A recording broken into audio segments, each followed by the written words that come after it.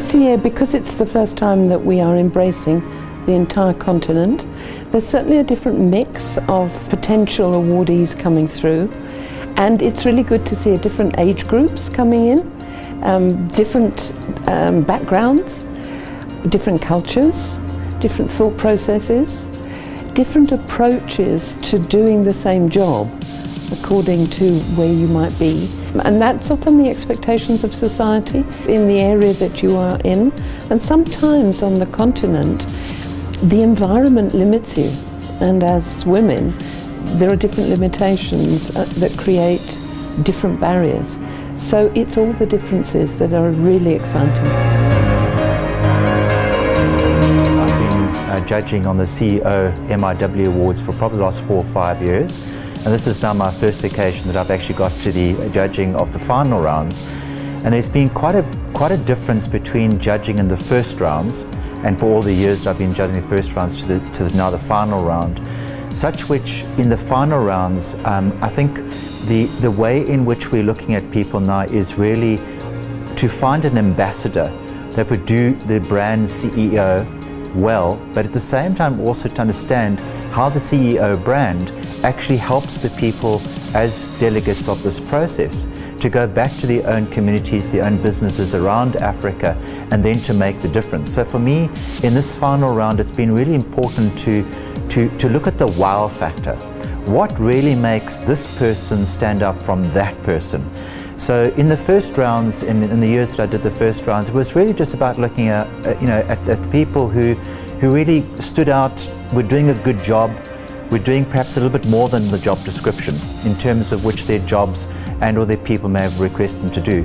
Here it's very, very different. Here it is, what can you actually do with an award of this nature and take it back to your environment and actually cause change, meaningful change that's sustainable and change that's positive. So that for me has been a very interesting transition, moving from round 1 to a final round of 3 judging processes. Well, I've certainly seen the growth, tremendous growth. I think there's a lot of passion, excitement around achievement. So certainly the sectors have grown tremendously, which is phenomenal. And I think also there's a number of new sectors, which is exciting. So I can see that the program has definitely gone from strength to strength, and that the CEO brand has certainly established itself really well in the marketplace. So yes, I think the growth, the excitement around the program, and also I can see that it's inspiring not only just in South Africa, but it's also extended to Africa. So this is really about the African continent and the growth and development of women in leadership positions, making a difference and leaving footprints, I think, on the continent. The caliber that this year is, you just can't compete.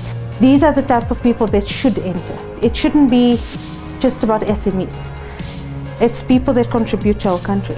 And the fact that it's Upper Africa, and I think as South Africans we've got serious competition.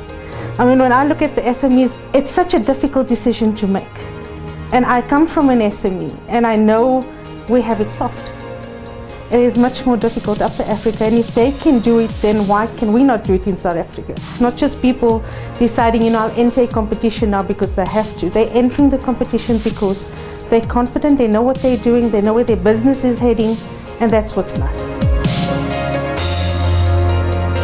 For me, there are 3 very particular glaring things that I'm seeing. I'm seeing dynamic young people of the continent coming through.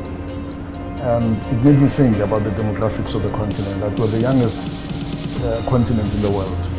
And in about 2025, 2030, will be the major source of young people in the global labor market. It's beginning to show in them setting up their enterprises, assuming positions of leadership as MDs at the age of 26 and thereabouts. The second one is the self-starting that you're talking about. It suggests to me that there has just been too much government in the past. Government program on this, government opportunity creation, and this and that. But what we are seeing now, in at least the portfolio that we're looking at, is people who started without any funding from any state institution, It's people who started with very little. It's people who didn't wait for the infrastructure to be available, who are pushing themselves into those spaces. And then lastly, I'm seeing a better networking. Just looking at how these women have managed to crisscross both the continent and the world, seeking market, connecting, networking. Many of them belong to some form of association, which is cross-national, which suggests to me that as soon as the governments of Africa remove the trade barriers, make movement of capital easy, movement of people, and movement of technology easier, they will find that by that time already, these individual great women have started that wave of regarding the world as a global platform for them to play.